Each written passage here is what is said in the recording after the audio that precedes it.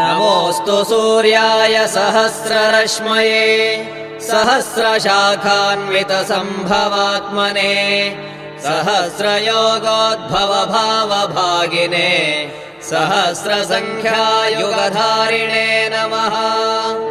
यन्मण्डलम् दीप्तिकरम् विशालम् रत्नप्रभम् तीव्रमनादिरूपम् दारिद्र्यदुःखक्षयकारणम् च पुनातु माम् तत्सवितुर्वरेण्यम्।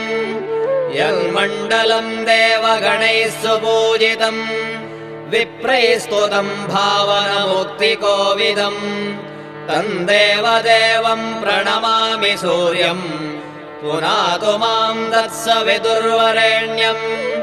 यन्मण्डलम् ज्ञानघनम् त्वगम्यम् त्रैलोक्यपूज्यम् त्रिगुणात्मरूपम्